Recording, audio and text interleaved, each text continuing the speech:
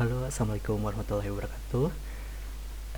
Perkenalkan ya, dengan saya Sariful Hidayah saya mahasiswa dari program studi Sistem Informasi. Eh, Saat ini saya ingin mengajak teman-teman untuk belajar bersama. Eh, kita akan belajar tentang mata kuliah pengantar matematika. Kita akan mencoba untuk belajar di modul 1, di mana modul 1 itu membahas tentang himpunan dan operasinya. Tetapi untuk saat ini mungkin kita akan belajar tentang kegiatan belajar 1, pengertian dari himpunan. Nah, teman-teman, di sini saya sudah membuat mind map-nya. Di kegiatan belajar 1 itu hanya termasuk pengertian himpunan saja, di mana definisi himpunan secara umum. Yang kedua, bagaimana lambang dan cara penulisannya. Selanjutnya, himpunan bisa dikategorikan atau anggotanya bisa dikategorikan. Ada yang termasuk anggota dari suatu himpunan, ada yang bukan anggota dari suatu himpunan, ada juga yang dinamakan dengan himpunan kosong. Ada juga selanjutnya tentang jenis-jenis himpunan. Jenis-jenis himpunan itu bisa kita lihat dari dua. Yang pertama, jenis himpunan berdasarkan konteks atau semestanya, dan jenis himpunan yang bisa kita lihat dari banyaknya anggota dari himpunan tersebut. Jenis himpunan yang berdasarkan konteks atau semesta bisa kita kategorikan kembali menjadi himpunan semesta, himpunan bagian, dan himpunan komplement. Selanjutnya, tentang himpunan bagian, di mana himpunan bagian, jika kita mengevaluasi secara dua arah himpunan, misalnya himpunan A dan himpunan B, kita memperbandingkan apakah A himpunan bagian dari himpunan B dan apakah B merupakan himpunan bagian dari himpunan A, maka itu hasilnya kita dapat mendapatkan kesimpulan yang dimana himpunan bagian itu bisa menjadi himpunan bagian sejati atau himpunan bagian tersebut menjadi himpunan yang sama. Lebih lanjut nanti kita akan jelaskan kembali. Selanjutnya ada yang dinamakan dengan himpunan kuasa, di mana himpunan kuasa ini merupakan kumpulan atau semua koleksi dari himpunan bagian. Nah, untuk yang pertama kita kembali ke definisi dari himpunan. Teman-teman juga bisa membuka modul pengantar matematikanya masing-masing. Pengertian himpunan itu dikatakan di dalam modul adalah sekumpulan atau sekelompok objek yang memiliki ciri sama yang dinyatakan dengan jelas. Jadi artinya himpunan adalah sekumpulan dari anggota yang memiliki ciri yang sama. Misalnya kita mempunyai dua kelompok, di mana dua kelompok itu saya akan menuliskan anggota misalnya 1, 3, 5, 7, dan 9. Nah, teman-teman pasti bisa menebakkan bahwa di sini merupakan kumpulan dari angka ganjil. Maka yang menjadi jenis atau ciri yang sama di sini adalah angka tersebut adalah angka ganjil. Misalnya di sebelah sini 2, 4, 8, 10, 6 misalnya. Ini merupakan himpunan dari angka genap. Nah, seperti itu mungkin teman-teman. Untuk definisinya sangat sederhana. Sekali lagi bahwa himpunan itu adalah kumpulan dari sekelompok anggota yang dimana anggotanya memiliki ciri khas yang sama. Yang kedua, cara menulis lambang dan cara penulisan himpunan itu bagaimana sih? Yang pertama, untuk lambang himpunan biasanya kita tulis dengan abjad kapital, misalnya A, B, C. Nah, kemudian kita kasih tanda operasi sama dengan dan tanda kurawal buka. Nah, untuk penulisannya kita menyepertikan anggotanya itu sebagai variabel. Misalnya X di mana garis tegak X, misalnya mahasiswa UT,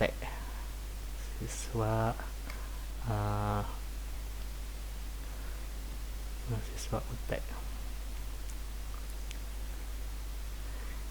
Jadi pembacaannya seperti ini. Himpunan A adalah himpunan yang beranggotakan dari X, di mana X adalah mahasiswa dari UT gitu. Jadi kalau misalnya kita breakdown lagi, ini merupakan lambang himpunannya, lambang yang ini merupakan anggotanya, dan di sini merupakan ciri jenis yang sama.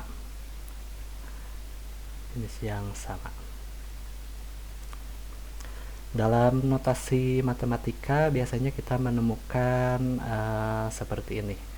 Misalnya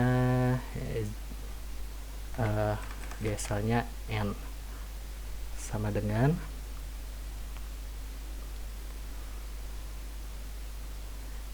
misalnya X, di mana X itu lebih besar daripada 10 misalnya ya.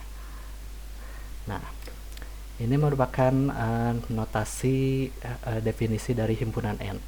Sedangkan untuk menentukan anggotanya, kita bisa menulis seperti ini.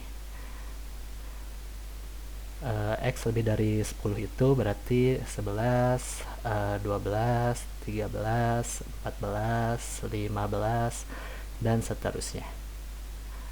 Nah, jadi yang atas merupakan definisi dari himpunan N, dan di bawahnya adalah penjabaran dari anggota dari himpunan tersebut. Karena himpunan itu memiliki anggota, maka anggota dari sebuah himpunan itu bisa dikategorikan menjadi beberapa kategori, seperti begini ya. Misalnya kita mempunyai himpunan, misalnya N sama dengan 2, 3, 4, 5, dan seterusnya. Atau mungkin 5 anggota saja.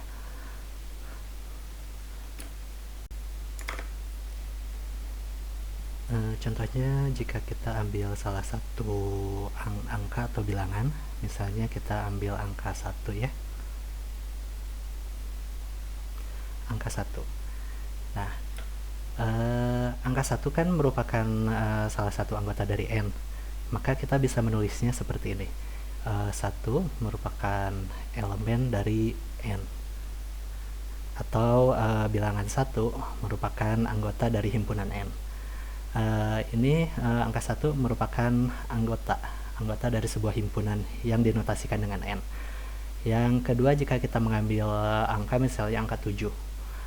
Angka 7 kan bukan termasuk anggota dari himpunan N. Maka angka 7 merupakan bukan anggota dari himpunan N.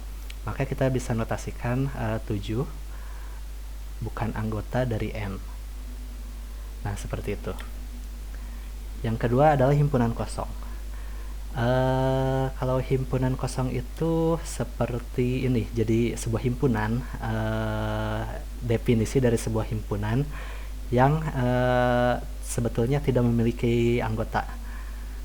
Contohnya, misalnya kita memiliki suatu himpunan C ya, yang didefinisikan anggotanya yaitu A, di mana A didefinisikan merupakan anggota himpunan yang merupakan merupakan bilangan asli yang kurang dari 1. Untuk bilangan asli itu kan dimulai dari 1. Sedangkan kalau lebih dari 1 itu 0. 0, minus 1, minus 2 itu tidak termasuk bilangan asli. Maka si C ini tidak memiliki anggota. Jadi si A ini tidak terdefinisi. Jadi kita bisa menotasikan jika himpunan kosong tersebut seperti ini. Seperti angka 0 atau O yang dicoret.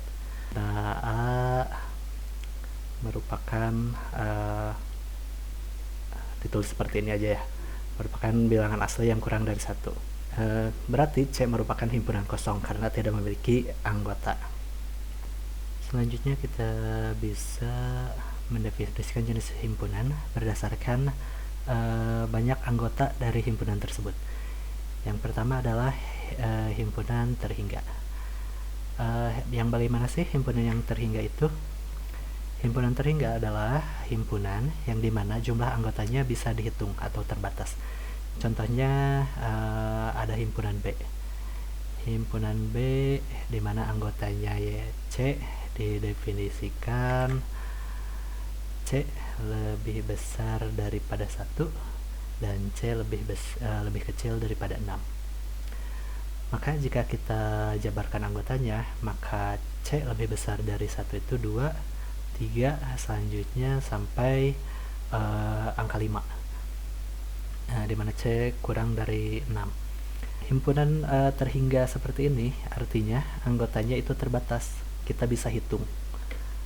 Berbeda dengan himpunan tak terhingga. Himpunan tak terhingga contohnya himpunan N, di mana notasinya himpunan N yang anggotanya A, di mana A lebih besar atau sama dengan 1. Jadi N atau natural number atau bilangan asli di mana anggotanya A lebih besar atau sama dengan 1. Jika kita jabarkan himpunan N, N anggotanya lebih besar atau sama dengan 1, 1, 2, 3, 4, 5, 6, dan seterusnya sampai tidak terhingga. Artinya himpunan terhingga kita bisa menulis sebanyak apapun yang kita mau karena anggota dari himpunan tersebut tidak terbatas. Yang selanjutnya jenis himpunan berdasarkan konteksnya. Konteks itu bisa kita anggap merupakan definisi dari himpunan tersebut. Seperti itu. Misalnya konteks himpunan semesta itu biasanya kita notasikan dengan huruf S. Misalnya huruf A, B, C, seterusnya kita tuliskan sampai akhirnya Z. Jika kita membicarakan konteks huruf abjad, huruf S ini merupakan himpunan semesta dari semua huruf abjad yang ada, terutama huruf abjad Latin ya. Nah, itulah pengertian untuk himpunan semesta. Atau mungkin misalnya contoh kedua, misalnya himpunan semesta dari mamalia. Kita bisa menuliskan kuda, misalnya kucing, dan sampai spesies terakhir yang kita ketahui. Maka himpunan ini merupakan himpunan semesta dari binatang yang berspesies mamalia misalnya. Nah, secara definisi himpunan semesta bisa diartikan adalah himpunan yang memuat semua anggota yang sedang menjadi konteks dari pembicaraan. Contohnya tadi konteksnya binatang mamalia, atau kedua misalnya tadi konteksnya huruf abjad. Maka jika semua anggotanya ada di dalam himpunan tersebut merupakan himpunan semesta. Yang kedua, himpunan bagian. Apa sih himpunan bagian itu? Himpunan bagian itu adalah bagaimana cara kita memperbandingkan dua himpunan. Misalnya apakah himpunan A adalah himpunan bagian dari B atau tidak gitu. Notasi himpunan bagian bisa ditulis seperti berikut. Misalnya A himpunan bagian dari B. Contohnya bagaimana sih himpunan bagian yang seperti ini? Misalnya kita mempunyai himpunan A yang memiliki anggota misalnya angka 1, 2, 3. Dan kita memiliki himpunan B di mana anggotanya 1, 2, 3, 4, dan 5 misalnya. Nah, kita memperbandingkan anggotanya. Anggota himpunan A adalah 1, 2, dan 3, di mana ketiga anggota tersebut berada atau dimiliki oleh himpunan B 1, 2, dan 3. Nah, ini merupakan bisa didefinisikan bahwa himpunan A merupakan himpunan bagian dari himpunan B. Contohnya adalah seperti ini. Selanjutnya, bagaimana jika kita mengevaluasi dua himpunan secara dua arah? Kita memperbandingkan A dengan B. Apakah A himpunan bagian dari B atau dan B apakah himpunan bagian dari A? Maka definisinya bisa seperti ini. Saya kasih contoh aja ya. Misalnya contoh yang seperti tadi, himpunan A dan himpunan B, di mana A memiliki 3 anggota, himpunan B memiliki 5 anggota. Misalnya seperti ini. Nah, yang pertama kita memperbandingkan A dengan B. Apakah anggota dari A itu apakah himpunan A itu merupakan himpunan bagian dari B? Kita bisa cari tahu dari anggotanya. Anggota dari himpunan A adalah angka 1, 2, dan 3. Di himpunan B juga memiliki angka 1, 2, dan 3. Maka A merupakan himpunan bagian dari B. Ini argumen pertama. Nah, yang kedua kita memperbandingkan B dengan A. Nah, B dengan A. Anggota dari himpunan B adalah angka 1, 2, 3, 4, dan 5. Coba kita bandingkan dengan himpunan A. Angka 1 ada di himpunan A. Angka 2 ada di himpunan A juga. Angka 3 pun ada di himpunan A. Sedangkan angka 4 dan angka 5 tidak dimiliki oleh himpunan A. Maka kita bisa definisikan bahwa B bukan merupakan himpunan bagian dari A. Ini merupakan argumen kedua. Argumen yang kedua. Jika seperti ini, pertama A diperbandingkan dengan himpunan B merupakan himpunan bagiannya, sedangkan jika dibalik himpunan B bukan merupakan himpunan bagian dari A, maka kita bisa notasikan A merupakan himpunan bagian sejati daripada B. Jadi seperti itu kuncinya.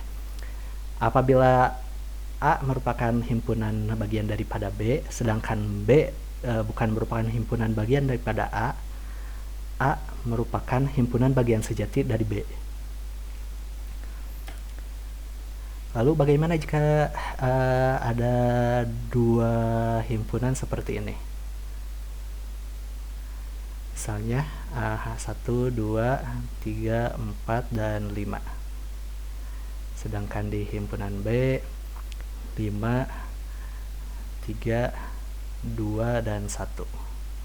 Coba kita perbandingkan himpunan bagian, apakah A himpunan bagian dari B atau tidak. Ini argumen yang pertama. Argumen pertama. Nah, anggota A itu kan 1, 2, 3, 4, dan 5. Angka 1 ada di himpunan B. Angka 2 ada juga. 3 ini kurang nomor 4 ya. 4 juga ada, dan 5 pun juga ada. Nah, maka bisa dikatakan bahwa A merupakan himpunan bagian daripada B. Nah, argumen yang kedua. Kita memperbandingkan B dan A. Mulai dari anggota B yang pertama itu angka 5. Angka 5 ada di himpunan A. Angka 4 ada di himpunan A juga. Dan seterusnya sampai angka terakhir pun ada di himpunan A. Dan jumlahnya pun sama. Maka B merupakan himpunan bagian daripada A. Jika kita memiliki dua perbandingan seperti ini, dua argumen seperti ini, maka kita bisa katakan bahwa A merupakan himpunan yang sama dengan B. Seperti ini. Itu yang dimaksud dengan himpunan bagian sejati dan himpunan yang sama. Nah, dari contoh-contoh tersebut, maka kita bisa ambil kesimpulan seperti ini. Himpunan A dikatakan sama dengan himpunan B jika A merupakan himpunan bagian dari B dan B merupakan himpunan bagian daripada A. Nah, untuk himpunan bagian sejati bisa kita definisikan seperti ini. A merupakan himpunan bagian sejati daripada B jika A merupakan himpunan bagian daripada B tetapi B bukan himpunan bagian daripada A, dari himpunan A. Apa sih himpunan kuasa itu? Himpunan kuasa itu bisa kita definisikan seperti ini. Himpunan kuasa dari himpunan A ditulis dengan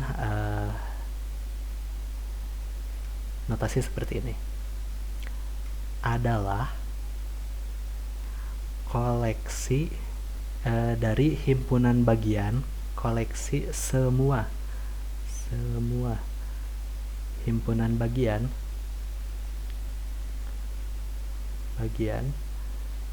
dari himpunan A, dari A.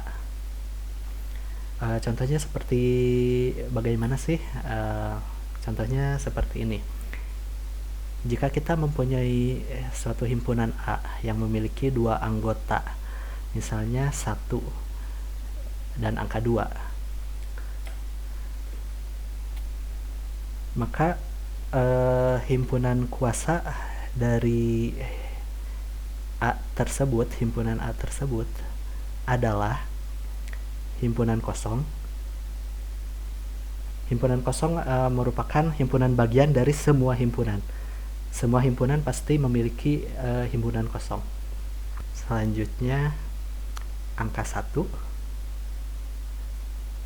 anggotanya himpunannya yang memiliki anggota hanya 1, dan itu angka 1. Himpunan yang memiliki 1 anggota angka 2, dan himpunan yang memiliki 2 anggota sama dengan himpunan A tersebut.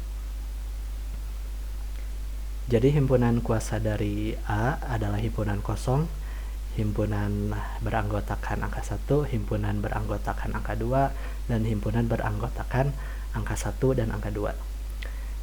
Jika kita hitung jumlah anggota ya adalah 4 semuanya. Jadi anggota dari himpunan kuasa suatu himpunan bentuknya adalah himpunan, bukan anggota. Jadi ini himpunan. Jadi koleksi semua himpunan yang kemungkinan semua kemungkinan kombinasi dari himpunan A, himpunan bagian A merupakan himpunan kuasa. Contoh yang kedua, misalnya himpunan yang memiliki 3 anggota, misalnya anggota B memiliki anggota A, B, dan C. Maka himpunan kuasanya adalah, yang pertama sudah pasti himpunan kosong. Himpunan kosong, lalu himpunan per anggotanya,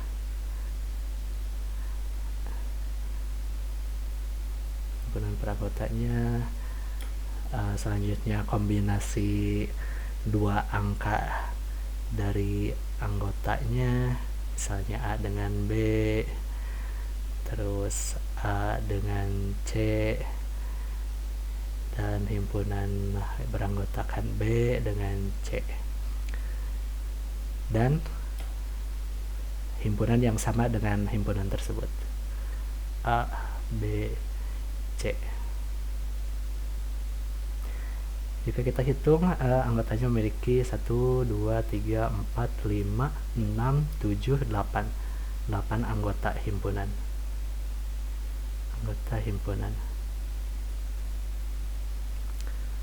Nah, ada strategi cara cepat bagaimana kita menghitung himpunan kuasa. Contohnya seperti ini.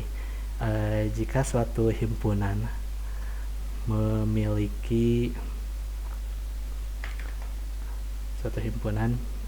misalnya memiliki 5 anggota ya, misalnya 1, 2, 3, 4, 5. Maka cara cepat untuk menghitung jumlah himpunannya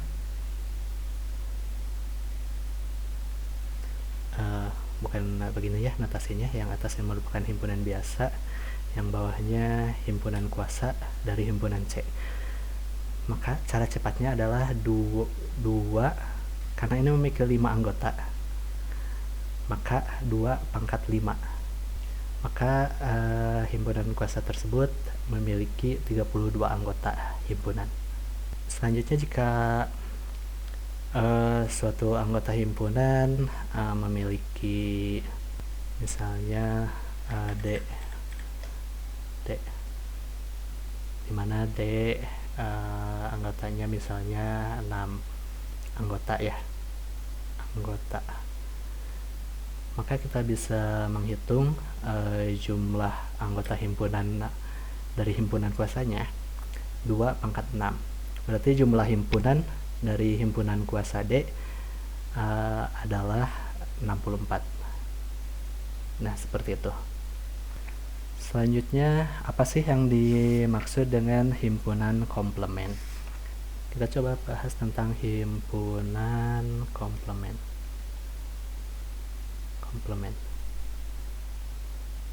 Himpunan komplement itu yang seperti apa sih?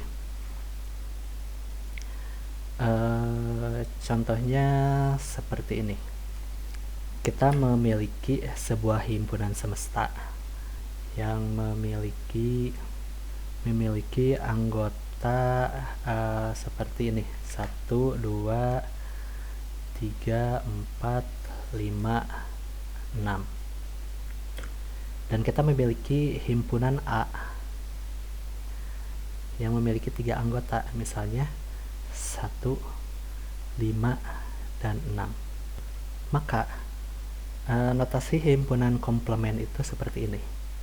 Himpunan komplement dari A adalah anggota himpunan yang merupakan anggota dari S atau dari himpunan semesta, tapi bukan anggota dari himpunan A. Jadi bisa dikatakan ini adalah sisa dari anggota yang telah diambil oleh A. Contohnya berarti himpunan komplement A itu terdiri dari angka 2, angka 3, angka 4, sudah berarti. Ini merupakan himpunan komplement A dari semesta S, seperti itu. Jadi kalau didefinisikan secara kalimat adalah himpunan komplement A adalah himpunan bagian daripada S, himpunan bagian daripada S, tetapi anggotanya merupakan bukan anggota dari A. Berarti ini sisanya kalau secara kasarnya seperti itu. Nah, mungkin untuk modul pertama saya bahas cukup sekian. Mungkin jika ada kekeliruan atau kekurangan dari penjelasan yang saya sampaikan, mohon dikoreksi. Karena saya juga baru belajar, baru baca-baca dan sedikit lupa lagi tentang pelajaran matematika yang dulu diajarkan ya. Mungkin sekian dulu. Terima kasih atas perhatiannya. Assalamualaikum warahmatullahi wabarakatuh.